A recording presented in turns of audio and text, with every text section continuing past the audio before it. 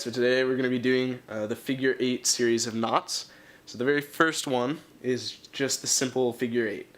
And the simple figure 8 starts like an overhand knot, just cross over the rope, and then you would think to go back through the loop, but you don't want to do that yet. You want to go behind the rope, so back around the trailing edge again, and then go through your loop.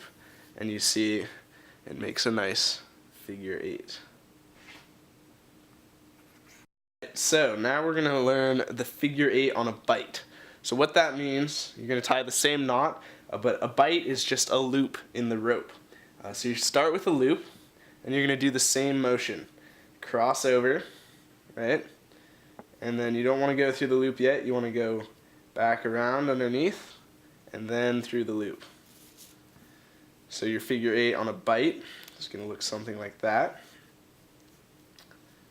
Boom. And there's the back side of it. It's very neat looking. You'll notice if we tie that again, go over, under, and then through the loop.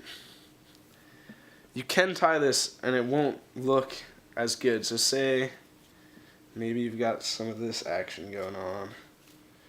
You see how it doesn't look quite as neat. So what you always want to do is dress your knots, and that means make them neat, have all the curves parallel, etc. The dress knot is its strongest form. So you can kind of just scoot these loops around until every line is parallel. Looks like we got some, and it'll look like that when you're done. The two lines are parallel throughout the whole knot. Not crossing over. So the next knot in the figure 8 series is the figure 8 on a follow through. So what that means, this is what you're going to use to tie into a climbing harness if you wanted to tie a figure 8 around a tree. When you tie a figure 8 on a bite, you get that loop, but you can't make that loop go around things. So this is how to make that loop go around things.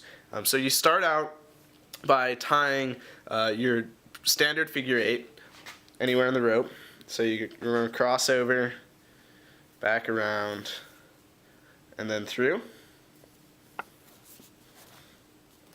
So you have a figure 8, looks like that. Then you take the leading edge again, and you're going to go through your harness.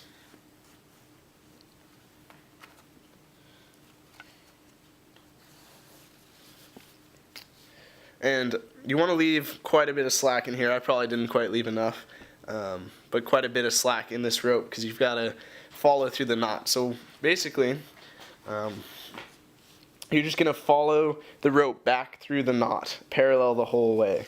So like a train on some tracks. So we're going to go through here,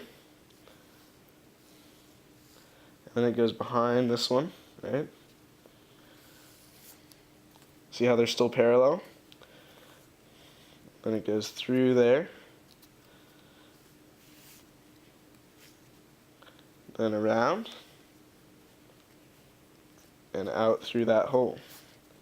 And you have the same knot as your figure 8 on a bite, but now you have it going through your harness so you can safely go rock climbing or tie your boat to a tree or whatever it is you might need to do. So it's a great knot.